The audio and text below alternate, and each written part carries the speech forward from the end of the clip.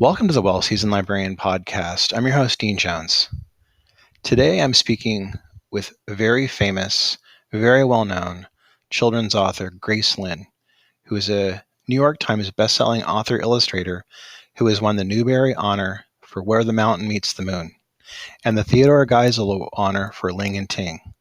Her novel, Where the Sea Turned to Silver, was a National Book Award finalist, and her picture book, A Big Mooncake for Little Star, was awarded the Caldecott Honor.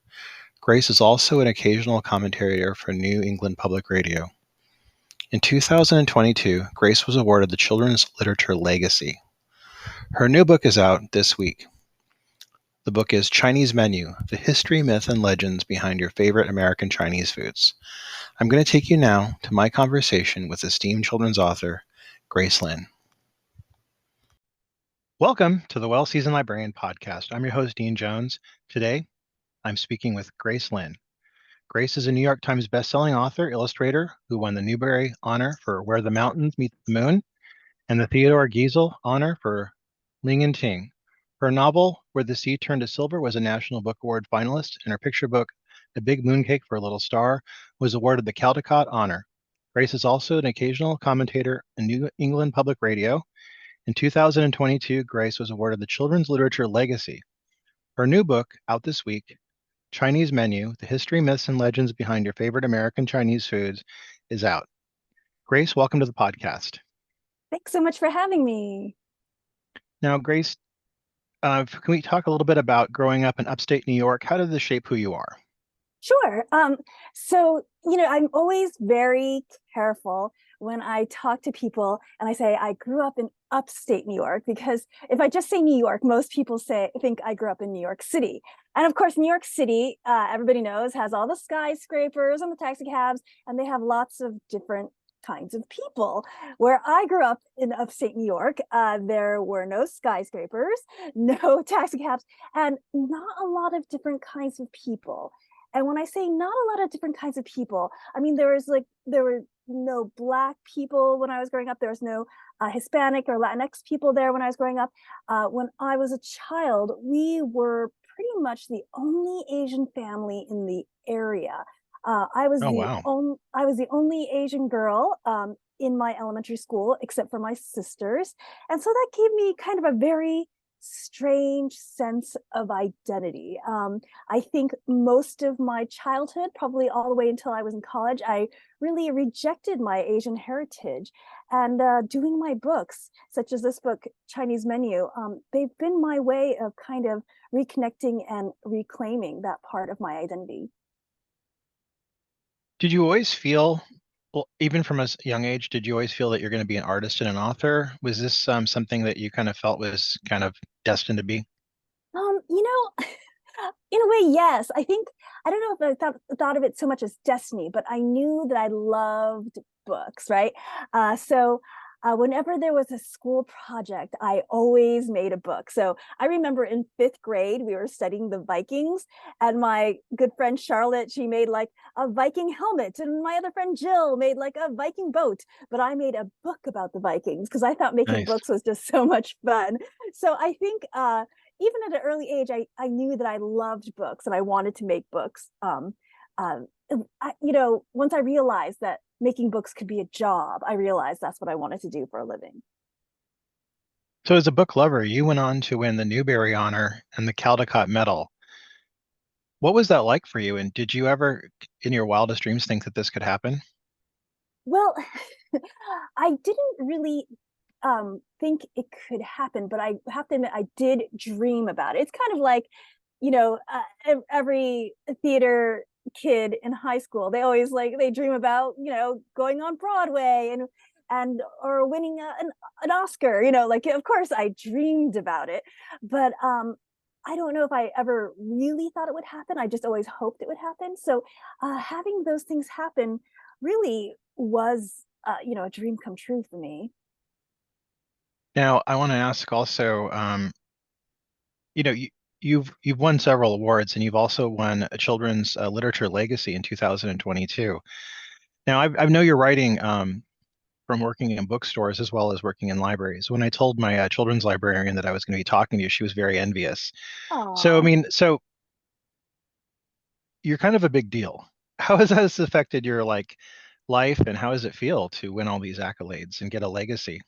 Well, the legacy was a huge is a huge honor, and I think in a weird way, I always feel like I need to do really good books to make sure that I'm worthy of this honor.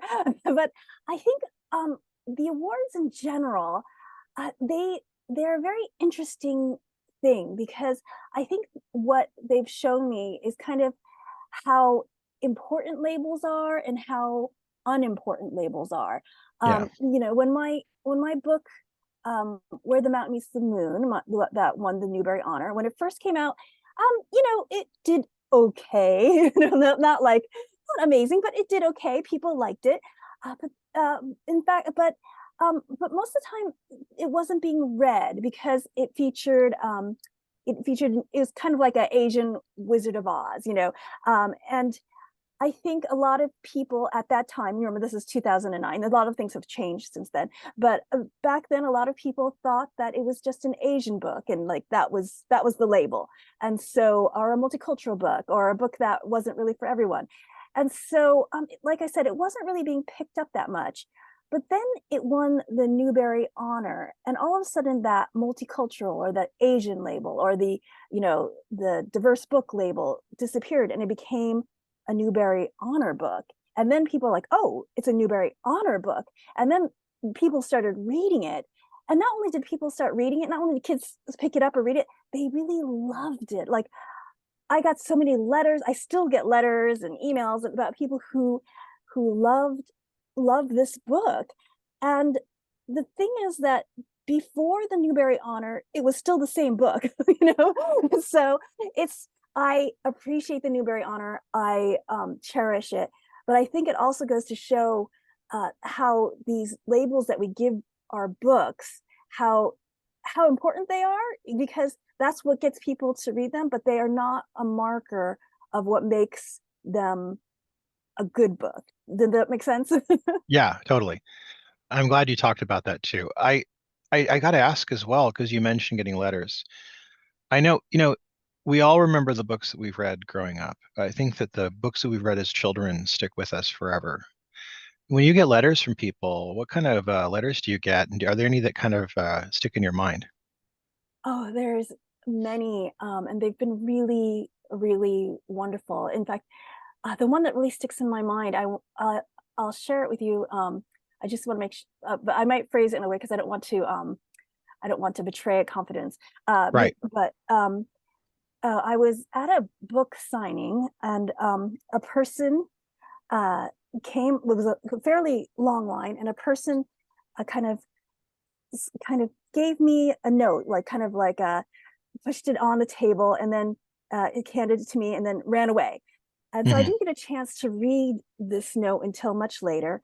And the note basically said that the person had gone through a big trauma in their life, and the only thing that made them feel better was reading my book. Like they would have panic attacks, they wouldn't be able to go to school, but reading my book, reading Where the Mountain Meets the Moon, would calm them down. They would carry Where the Mountain Meets the Moon with them all the time.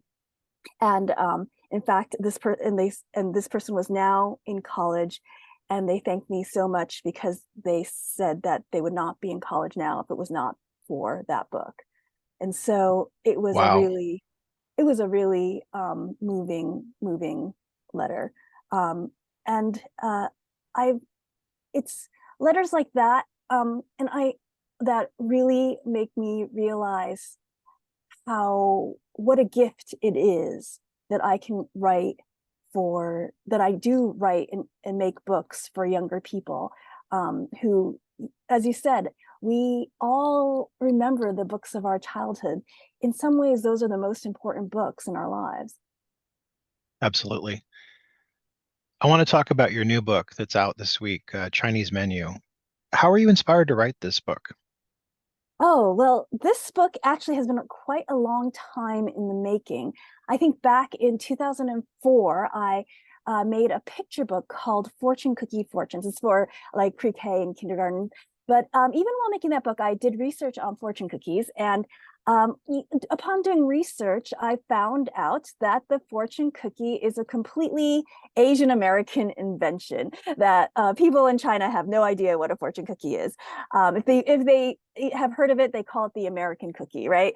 And so Yeah. when I told this to my friends or colleagues, I'd be like, "Oh, did you know that the fortune cookie is not Chinese at all? It's a completely Asian American invention." And I would tell them the story, and inevitably, every single one of them would turn to me and be like, "Oh, so fortune cookies are not even really Chinese?" And they would always say this in kind of a tone of like disdain or disgust. And as this happened over and over again, it really bothered me because, as I mentioned earlier, I struggled with my own identity as an Asian American, and I could kind of hear a lot of people say the same thing about me, like, "Oh, she's not really Chinese." And that Oh God. kind of upset me because I feel like there's something really beautiful about being Asian American, and that Asian American food should also be given this kind of love and respect. And so that's why I decided to do this book. I wanted to give um, food that has Asian roots, that has Chinese roots, but are actually American, um, the respect that I think it deserves, because I feel like Asian Americans deserve that kind of respect too. I like that. Very well said. I want to ask if you could talk, because this is something that really tickled me about the book, and I think everybody who reads it's going to notice it right off and really like this too. Can we talk a little bit about the organization of the chapters and the headings and how you decided to go that way? Sure, I'm quite proud of that, so I'm so glad that you brought it up. So this book is called Chinese Menu, and it's done that way specifically because it's supposed to feature the food that you would get in a Chinese restaurant. So there is one recipe at the very end, my mother's scallion pancakes, but the rest is really just stories about the foods that you would get at a Chinese restaurant. So the book is divided up just like a Chinese menu. So it starts with like when you first come in, you would get your chopsticks and your tea, and then it would be like appetizers, side orders, chef specials, desserts. So I've divided it just like that for people to read the stories of those sections. So I think it's a really fun way to do it. What was the research like for this book for you? Was it kind of fun to do? Did you have to kind of go to different libraries and stuff to find out some of the information? Well, like I said, I've had this idea since 2004, since doing the fortune cookie book. So I think all this time I've been slowly kind of collecting little stories that I heard here and there, like scribbling it down, remembering lots of stories that my father told me, and my other relatives. But when it came down to writing the book, I realized that they classify this kind of book as nonfiction, even though it's legends and myths. And I realized, oh, if they're going to classify this as nonfiction, I better make sure that some of these stories actually have real, like historic kind of roots. They're not just like stories my father made up at the dinner table, right? So, because he has a very big imagination. And so I actually hired a research assistant at Smith College. She was a Chinese studies major. And I gave her the list of the stories that I had, and I asked her, "Can you find me secondary sources for these foods and these stories?" And she did. She was wonderful. I cannot read Chinese, but she could, and so that really helped quite a bit. And in fact, she found stories that I didn't know, and better stories, which I ended up using in the book too. But a lot of the stories that are in the book are kind of amalgamations of two or three different versions of the same story. Those like the story that my father told me, the story that she found, a story English translation that I found, and I tried really hard to keep true to the spirit of the story, but I would take a little bit from each story to kind of hedge my bets, I suppose.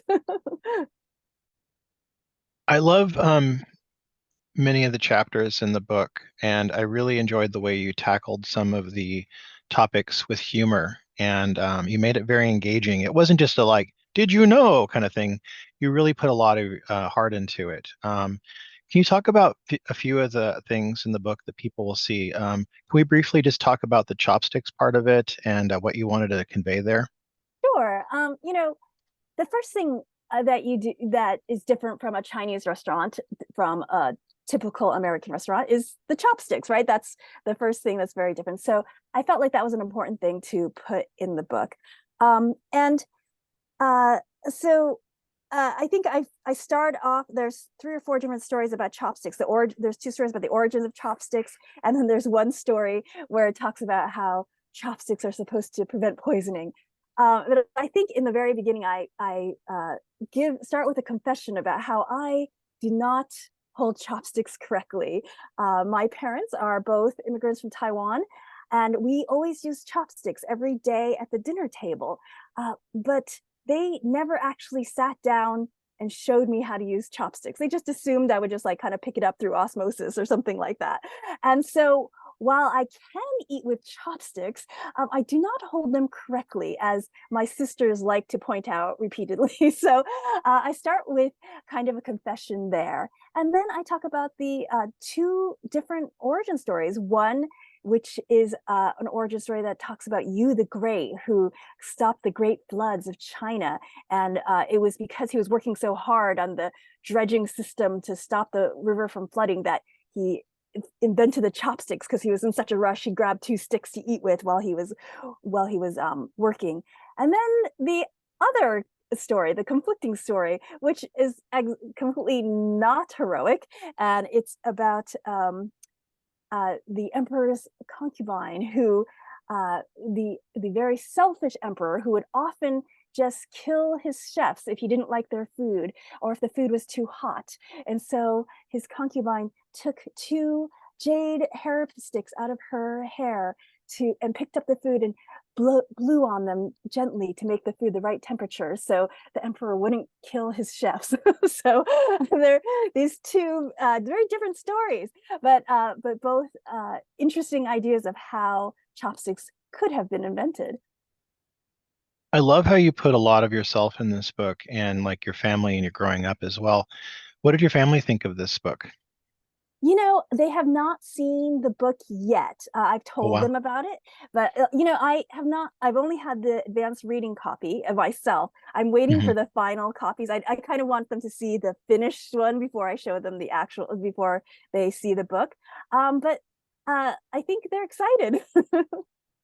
Very good, very good. It must be very exciting to kind of, are you going to be there with them when they see it, or are they going to just get copies in the mail? Probably not. No, my parents now live in Florida, and my sisters are, one's in California, one's in San Francisco. So we're Ah, all spread out now.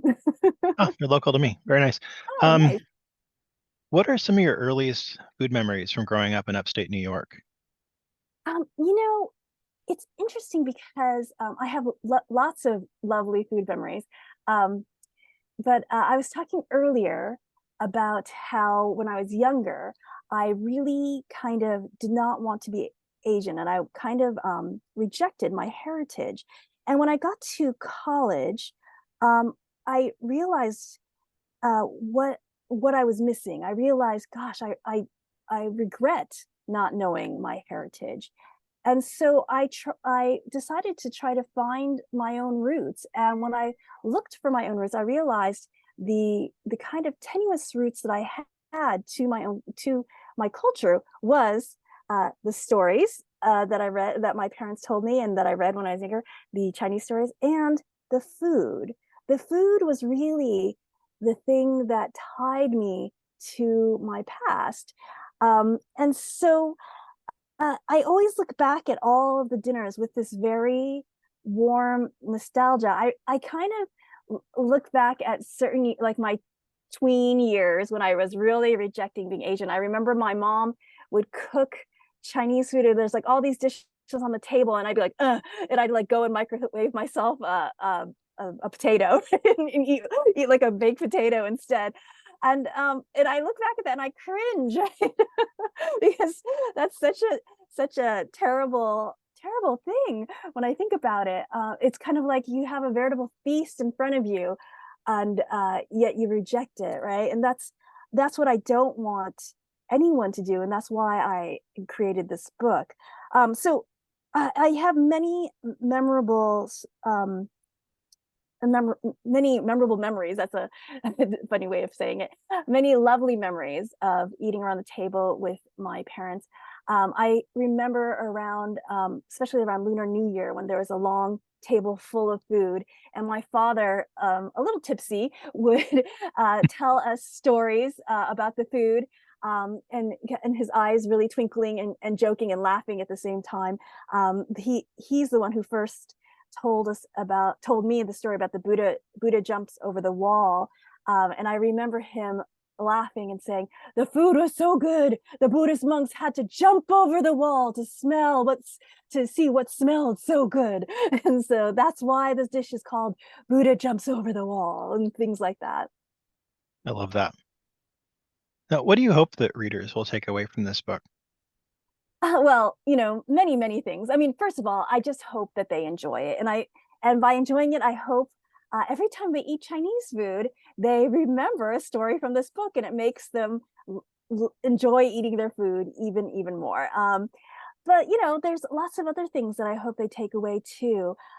If they are American, I hope that they see that this Chinese food, even though we often label it Chinese food, is just as American as, say, hot dogs, or pizza. I mean, because it has been adapted for American tastes, and so this food is American Chinese food.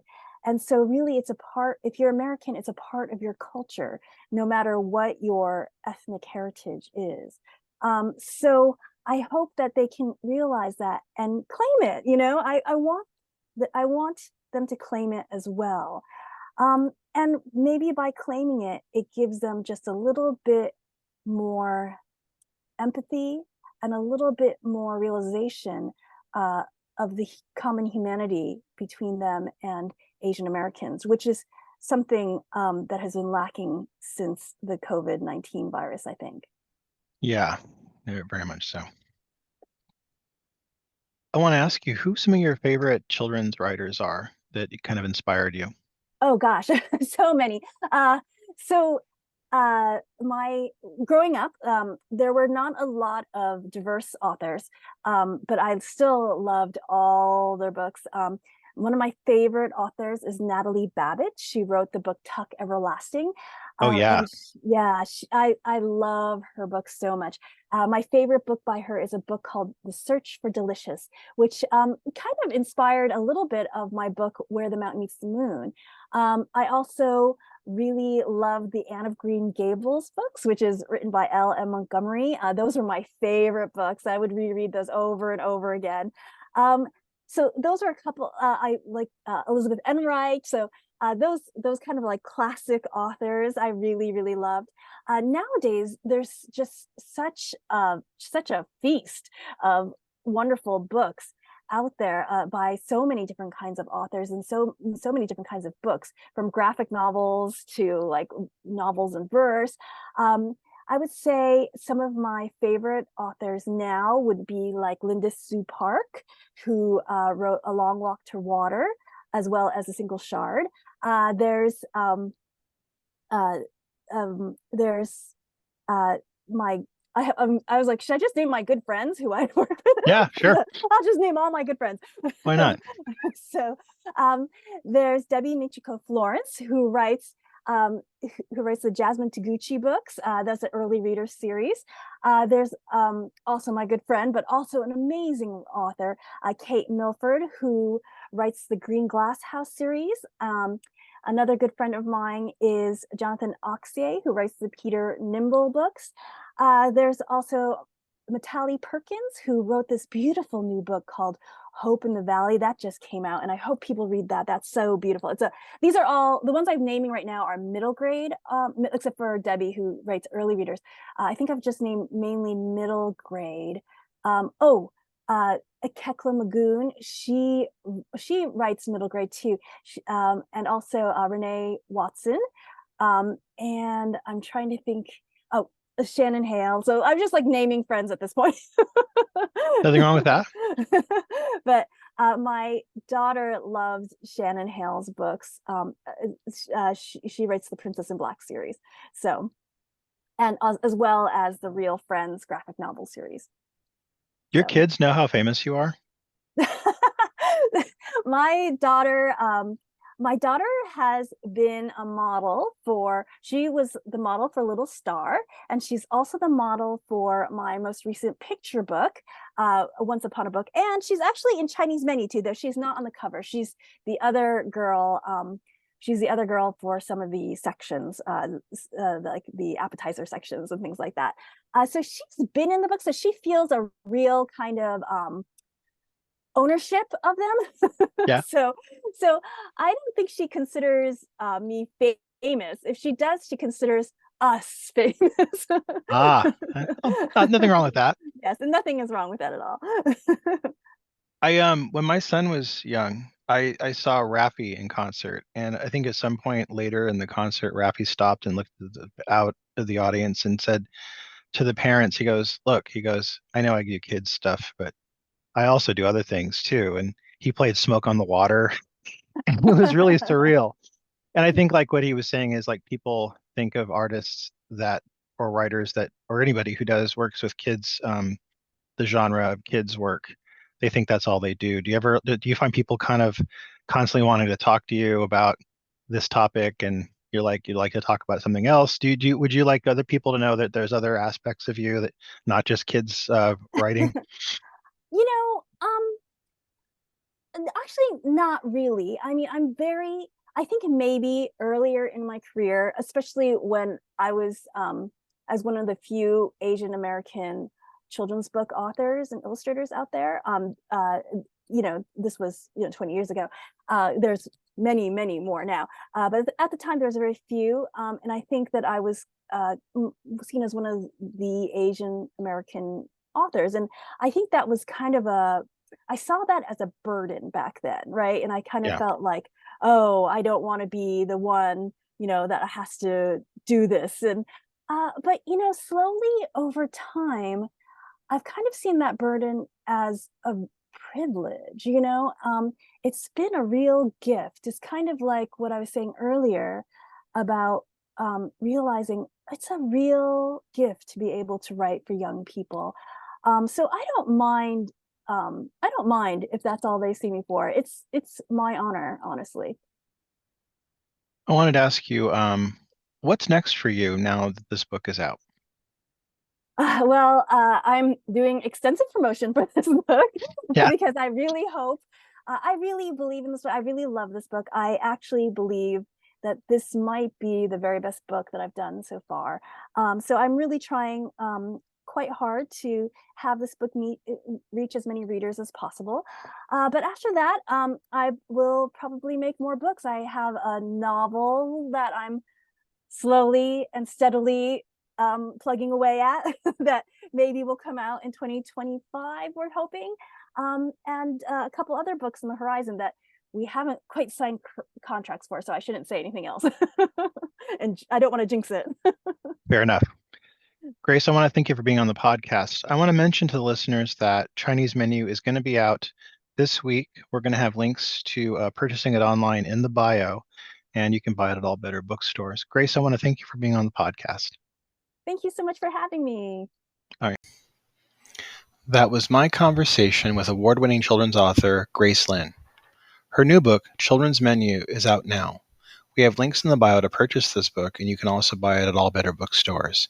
Next week, we'll be speaking with Chicago chef Paul Faraback, who is the author of the Big Jones Cookbook and the new book, Midwestern Food. Until next week, I'll see you at the library.